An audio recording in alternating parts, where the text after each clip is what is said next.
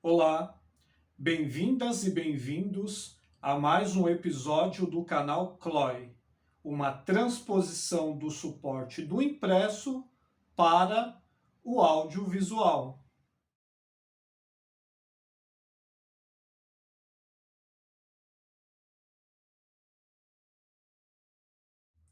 O nosso convidado de hoje é o poeta Tito Leite.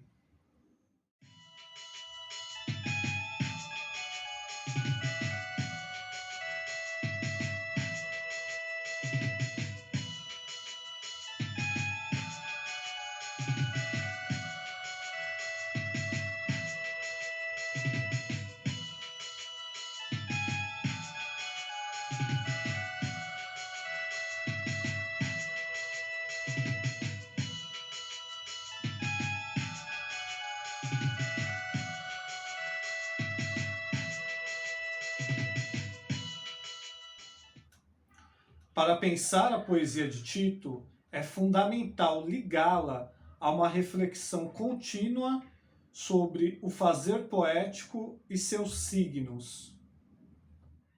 A imagética em seus poemas, que é um dos elementos de destaque, consiste da elaboração e da metaforização de todos os sentires.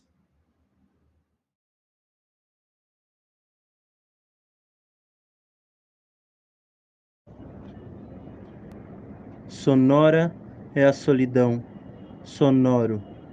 O silêncio sonora, a carne do gueto, e sonora é a boca, em busca de palavras que se abram em pálpebras.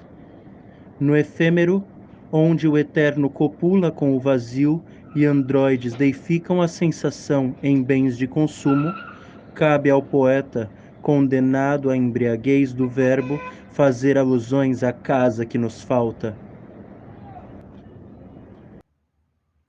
De sua obra poética, destacamos os livros Digitais do Caos, de 2016, e Aurora de Cedro, de 2019.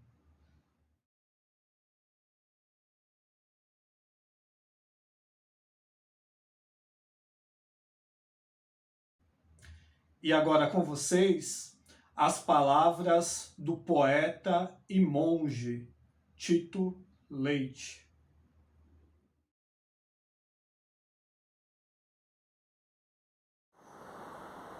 Eu me chamo Tito Leite, sou poeta e sou monge beneditino e gosto bastante de filosofia. Essa tríade é muito importante na minha vida porque com ela eu aprendi a não aceitar verdades dadas sem antes questionar. E hoje eu sou um sujeito que não tenho medo de colocar o meu mundo em questão. Eu tenho 2 livros de poesia. O primeiro livro chama-se Digitais do Caos. É um livro que eu escrevi no momento em que eu estava bastante influenciado pelos poetas surrealistas e simbolistas. E o meu segundo livro chama-se Aurora de Cedro, que é um livro em que eu tento trabalhar imagem e sonoridade. Eu sou um poeta que eu gosto de estudar o fazer poético. E eu acredito que a melhor maneira para aprender a fazer poesia é lendo os grandes poetas. E eu acho muito importante também ler os seus contemporâneos, saber o que está sendo produzido. E eu sou curador da revista Gueto e eu tenho o prazer de sempre conhecer novos autores. E esse diálogo me ajuda muito, porque eu acredito que o meu trabalho é metalinguagem. Então, de certa forma, é produto dos meus encontros com outros autores. Lembro sempre do Spinoza, dos encontros, né? Que a consciência, a subjetividade é formada também pelos encontros. porque todos os encontros deixam marcas, boas ou negativas. E a literatura, na minha vida, é sempre um grande encontro.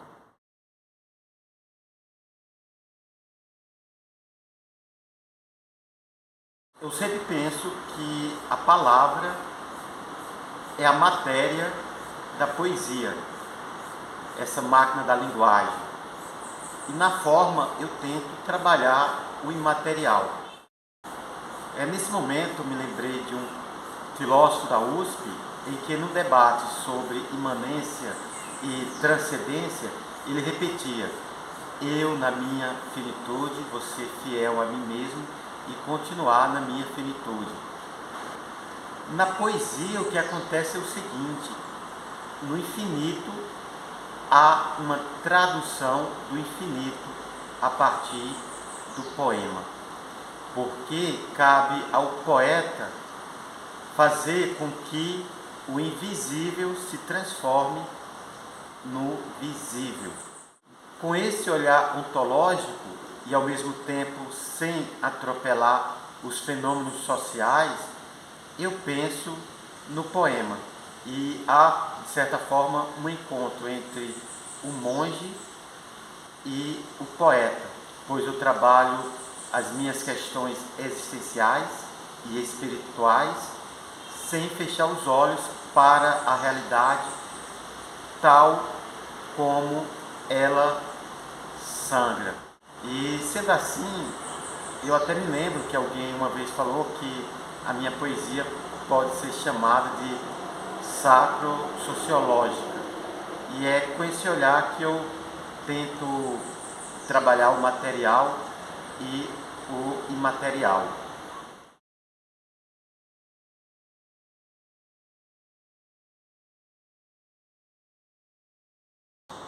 Primeiramente, eu sou um leitor de Charles Baudelaire e eu acredito que esse tema na minha poesia é bastante influenciada por esse poeta. Eu adoro o título As Flores do Mal. Me chama a atenção essa coisa da beleza de uma flor com a perversidade do mal. E nessa direção eu tento trabalhar com contraste, com o dissonante, com o disforme. E isso também entra como um recurso na minha poesia, porque eu tento mostrar os espantos da vida urbana. E não apenas mostrar esses espantos da vida urbana, como trabalhar esse choque, mas eu também tento afirmar a vida, o canto e a festa. E antes de tudo, eu busco, a partir dessa temática, imagens inusitadas, para que a partir delas o leitor encontre, muitas vezes num verso, algo inesperado.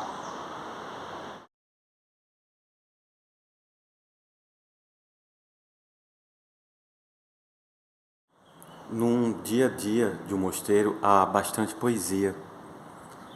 Eu sempre me lembro de uma parte da regra de Nosso Pai São Bento, que ele fala para cuidar de cada coisa como se fosse um objeto sagrado do altar. Assim, tudo aqui ganha muitos sentidos e tudo tem o seu valor e tudo é digno de atenção. E dessa forma eu observo tudo e pequenas coisas me servem de aceno para um poema. Até me lembro de um verso do Vicente Huidobro: porque cantais a rosa, ó poeta, fazei-a florescer num poema. E assim eu faço, principalmente quando eu caminho pelos corredores, eu sempre tenho a sensação que o mosteiro faz a leitura do seu monge, que o claustro entende o monge. Uma vez eu estava cuidando dessa parte do claustro e encontrei um pássaro morto, né, entre a areia e as flores. E eu fiz um poema, né, que tudo é regido pelo sino, e eu respiro esse ar e também sinto que esse lugar me respira. E é um espaço que lembra que a vida não é exata e que nem tudo cabe em cálculos.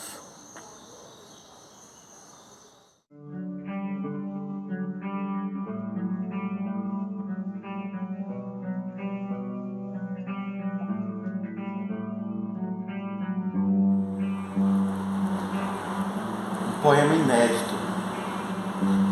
Fui preparado para buscar apenas o único e o necessário. Viver era insólito. Comecei a escrever para provar que não morri.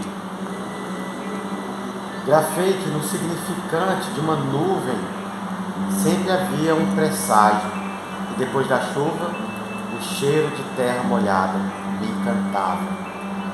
Viver é uma arte, a morte um espanto.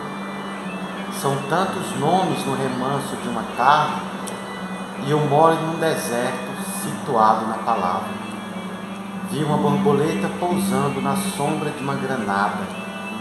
Bati nos ombros de uma montanha e acenei. No voo do poeta, tudo é talhante, nada é suave.